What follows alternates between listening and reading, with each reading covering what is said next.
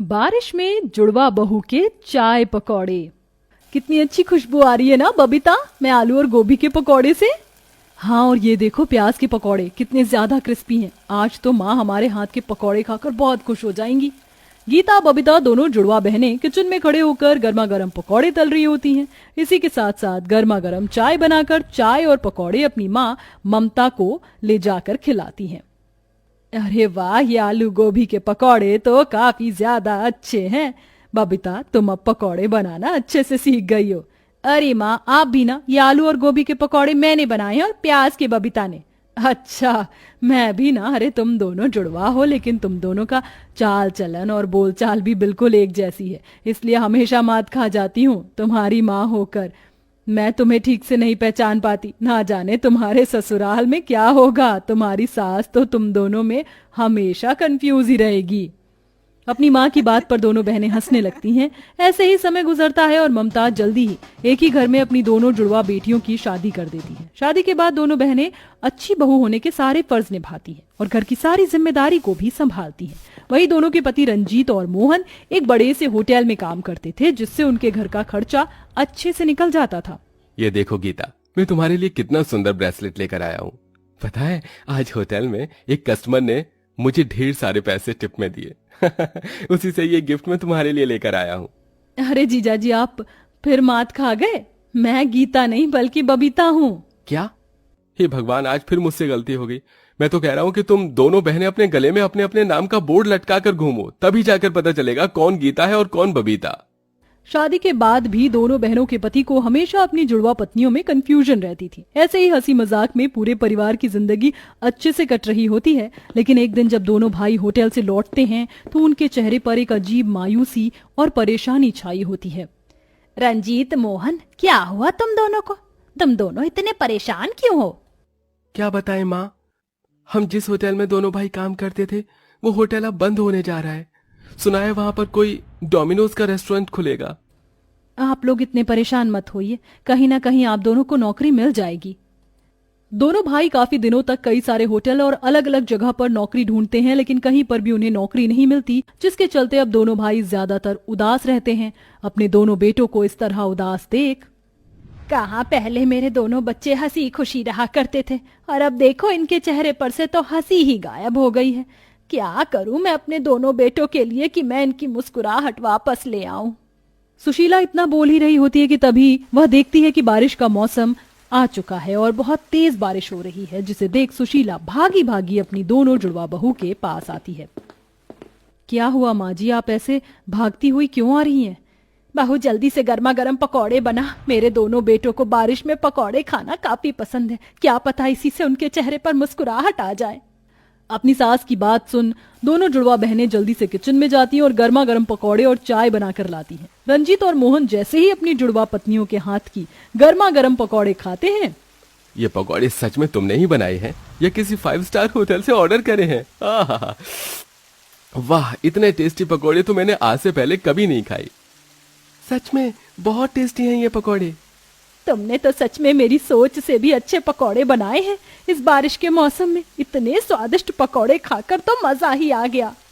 अपनी बहू बेटों के साथ सुशीला बारिश के मौसम में गर्मा गर्म पकौड़े का आनंद ले रही होती है कि तभी अचानक सुशीला के दिमाग में एक आइडिया आता है। एक आइडिया आया है मेरे दिमाग में। जब तुम्हारे हाथ में इतना अच्छा हुनर है तो तुम इसका इस्तेमाल क्यों नहीं कर रही हो? बारिश के मौसम में हर किसी को पकौड़े खाने का शौक होता है, तो तुम क्यों ना चाय के पकौड़े का ठेला लगा लो। माँ बिल्कुल ठीक कह रही है। तुम्हारा पकौड़े का ठेला चलेगा नहीं बल्कि दौड़ेगा। तुम बस एक बार हाँ कर दो। अपने ससुराल की हालत देखते हुए पकौड़े का ठेला लगाने के लिए दोनों मान जाती हैं और अगले दिन ही पकौड़े बनाने की सारी तैयारी कर ठेले पर पकौड़े बेचने के लिए निकल जाती हैं। आइए आइए और जुड़वा बहू के हाथ के गर्मा गर्म पकौड़े खाइए। एक बार आएंगे बार बार आएंगे। पूरे बाजार में इकलौते जुड़वा बहू को बारिश के मौसम में पकौड़े बेचता देख आसपास के लोग उनसे पकौड़े लेकर खाने लगते हैं, जो उन्हें काफी पसंद आते हैं। अरे भाई, ये पकौड़े तो बहुत स्वादिष्ट हैं और साथ में ये गर्मा गर्म चाय ने तो इसका स्वाद दुगना कर दिया है। अरे सच में आप लोग बहुत टेस्टी चाय पकौड़े बनाते हैं। एक और प्लेट पकौड़े दीजिए और हाँ, सारे मिक्स करके पैक भी कर दीजिएगा। आज तो मेरे बच्चे बारिश के मौसम में इतने टेस्टी पकौड़े खाकर बहुत खुश हो जाएंगे। कस्टमर को अपने पकौड़े की तारीफ करता देख दोनों जुड़वा बहनें काफी खुश होती हैं, जिसके चलते पहले दिन ही उनकी काफी अच्छी कमाई होने लगती है। पकौड़े के स्वाद के साथ साथ जुड़वा होने की वजह से भी लोग उन्हें देखने के लिए उनके ठेले पर आते और गर्मा गर्म पकौड़े भी खाते, जिससे दिन पर दिन उनकी कमाई बढ़ने लगती है और कुछ दिनों में दोनों जुड़वा बहू का पकौड़े का ठेला दौड़ पड़ता है। वहीं दूसरी तरफ, अरे ये कैसे पकौड़े दिए हैं तुमने हमें, हैं? एक तो इतने ठंडे, ऊपर से कोई स्वाद भी नहीं है, सारे पैसे बर्बाद। इतना बड़ा होटल तो खोल दिया लेकिन स्वाद रत्ती भर भी नहीं है। इससे अच्छा तो वो दोनों जुड़वा बहू का पकौड़े का ठेला है। क्या पकौड़े बनाती हैं दोनों। वो कस्टमर सेठ राजेश के पकौड़ों की बुराई कर सीधा जुड़वा बहू के पकौड़े के ठेले पर पहुंचता है और वहां से जी भर के पकौड़े खाता है। कुछ दिनों में दोनों जुड़वा बहू का पकौड़े का ठेला अब इतना फेमस हो जाता है कि कुछ लोग तो वहां ब्लॉगिंग करना भी शुरू कर देते हैं। देखिए गाइस, ये वही जुड़वा बहू का चाय पकौड़े का ठेला है जिसके पकौड़े खाने के लिए हम दूर दूर से आ रहे हैं। अगर आपको भी इनके पकौड़े खाने हैं तो मुझे कमेंट में जरूर बताइएगा, एड्रेस में पिन कर दूंगा। सोशल मीडिया की वजह से दोनों जुड़वा बहू पकौड़े के लिए काफी ज्यादा फेमस हो जाती हैं। अगर ऐसा ही रहा तो ये दोनों जुड़वा बहनें तो मेरा होटल बंद करवा देंगी। कुछ ना कुछ तो मुझे करना होगा। अपना होटल बंद हो जाने के डर से राजेश भाड़े पर कुछ गुंडों को लेकर दोनों जुड़वा बहू के पकौड़े के ठेले पर पहुंचता है। तुम लोग कौन हो और यहाँ क्या कर रहे हो? चुपचाप से अपना ये पकौड़े का ठेला बंद करो और यहाँ से निकलो, आइंदा यहाँ दिख मत जाना। ये क्या दादागिरी है तुम लोगों की? हम यहाँ ठेला लगाने के लिए हर हफ्ते पैसे देते हैं, फ्री में नहीं लगाते। हम अपना पकौड़े का ठेला यहाँ से नहीं हटाएंगे, जो करना है कर लो। अरे लगता है लातों के भूत हैं, प्यार से नहीं मानेंगे। दोनों गुंडे लठ से मार मार कर गीता और बबीता का पकौड़े का ठेला तोड़ देते हैं और सारे सामान को भी नीचे फेंक देते हैं। देख लिया मुझसे पंगे लेने का नतीजा। इस बार तो सिर्फ ठेला तोड़ा है, अगर आइंदा इस मार्केट में दिखाई दी तो तुम दोनों की हड्डियां तोड़ दूंगा। राजेश और उसके गुंडों की बात सुन दोनों जुड़वा बहनें रोते हुए अपने घर आती हैं और अपनी सास और पति को सारी बात बताती हैं। उन लोगों की इतनी हिम्मत, मैं उन्हें छोड़ूंगा नहीं। रुक जाओ, तुम दोनों जानते भी हो वो राजेश कौन है। कई गुंडे लोगों से उसका कनेक्शन है। अगर कल को उसने तुम्हें या मेरी बहू को कुछ कर दिया तो क्या होगा? कल से तुम्हें उस बाजार में ठेला लगाने की कोई जरूरत नहीं है, तुम कहीं और ठेला लगाओगी।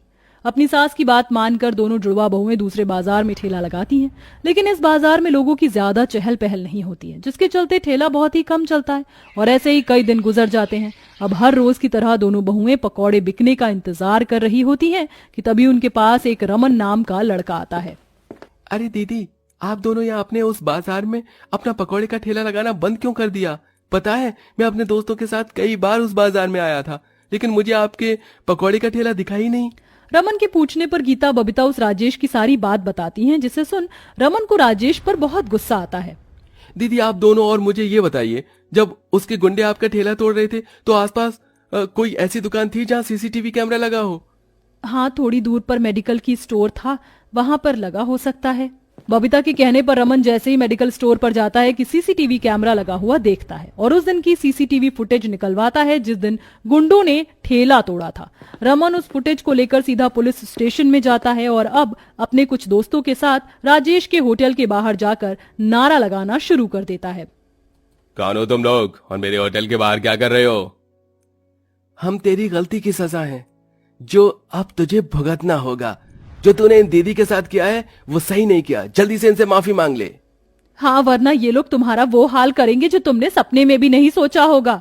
जानते भी हो किसे धमकी दे रहे हो? बबीता की बात सुन राजेश उसे मारने के लिए आने वाला होता है कि तभी सभी लोग अपना फोन निकालकर उसकी वीडियो बनाने लगते हैं। थोड़ी देर में पुलिस भी आ जाती है और राजेश को पकड़कर ले जाती है।